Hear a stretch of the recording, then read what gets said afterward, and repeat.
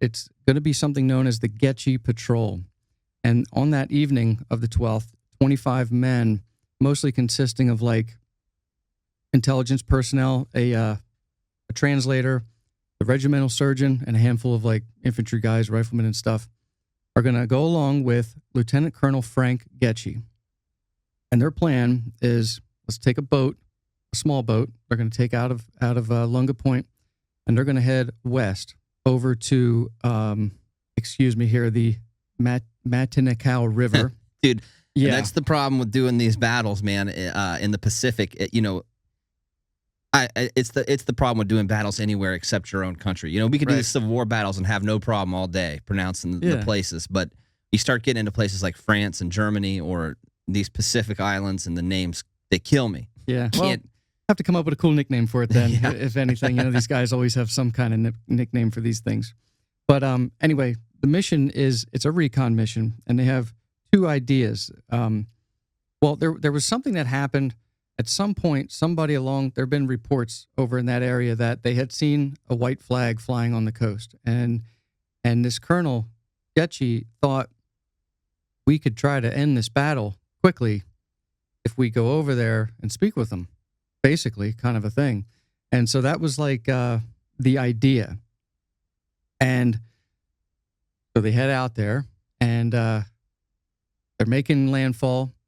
And they're coming up on the beach, and they get stuck in like this coral reef or something going on. And the guys, they're trying to rock the boat and rev the engines and all this stuff. And making a bunch of noise, probably.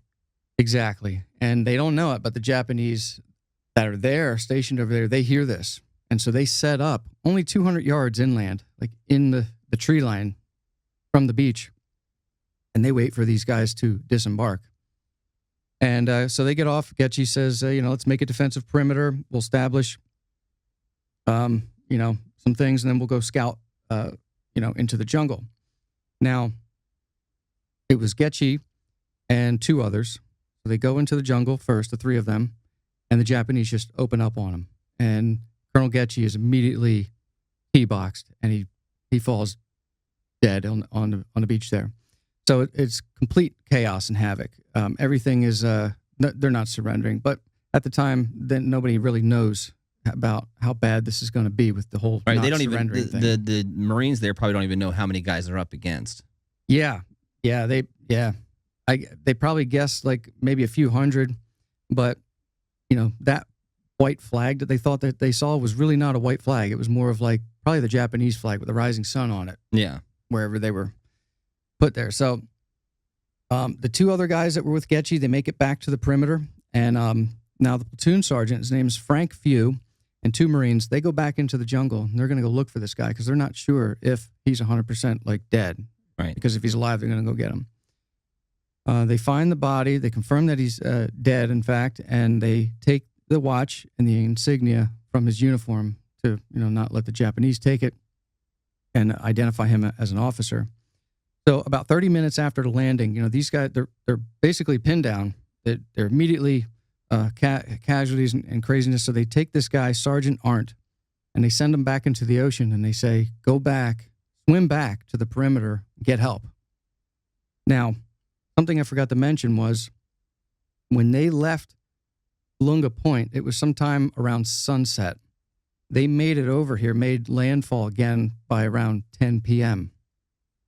Unfortunately, this guy, Sergeant Arndt, he's going to swim back in the ocean, but it's a 5-mile swim. And in shark-infested waters. Shark-infested waters, yeah. He doesn't get there until 5 a.m.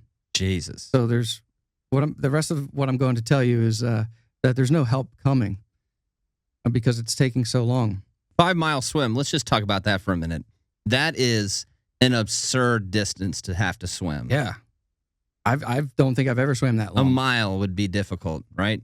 Especially in what he was wearing. I'm sure he took off his gear. Oh, yeah. I'm sure he's not toting his rifle. But even in like long pants, that gets hard. Drag. Mm-hmm. Yeah. Yeah. Well, that was probably about 10 o'clock within 30 minutes, 10:30. It took him all night. He got there at 5 a.m. That's just wild. And so during the next 9 hours, these Marines are going to lay pinned down on the beach. And the Japanese They're going to pick them off one by one. They're going to launch flares up into the air, illuminate the position, and just get at these guys. And so their numbers are dwindling very quick. Things are just falling apart so bad. And at some point, it was Captain Ringer. He ordered another Marine, Corporal Spaulding, to make a second attempt to go back to American line. So another guy swims back, and he doesn't make it till 7:30 in the morning. Now, these guys are getting torn to pieces. And by dawn, all night, by dawn, there's only 4 guys left out of the 25. And so they make a decision. Let's, the 4 of us left, we're going to charge. We got to get to the tree line. We can't just sit out here any longer. It's, let's go in there. And as they made their push up the beach, immediately they were all killed. And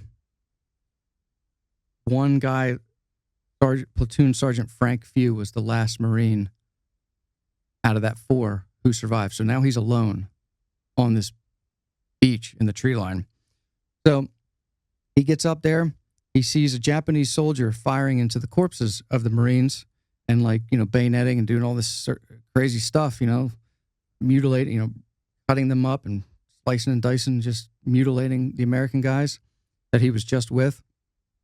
And so he decides, if I stay here, I can't, there's no way that I can do anything. So he draws his pistol, he kills that enemy soldier, and then just turns around and runs as quick as he can to the beach, into the ocean. And as he runs into the ocean, of course, they're shooting at him. They know he's there. He's moving around. They're shooting at him. And he just, under the water, above the water, underwater, above the water, just trying to get away from him. And he gets away. And he swims those 5 miles back through shark-infested water, like you said. And he gets back there sometime in the morning, later that morning. And out of the 25-man patrol, the Goettche patrol, it was Sergeant Charles Arndt, who had first gone away, Corporal Joseph Spaulding, who had swam away second, and then Sergeant Frank Few. Now, this was an interesting thing. The Goettche field house aboard Camp Lejeune, right there in the center by the circle, is named after him. Why we always just knew it as the field house, but when you look at it, it's the Goettche field house. Never knew that history or that story the whole time being there. Thanks for watching. If you enjoyed this clip from America Fog of War, catch the rest of the episode here.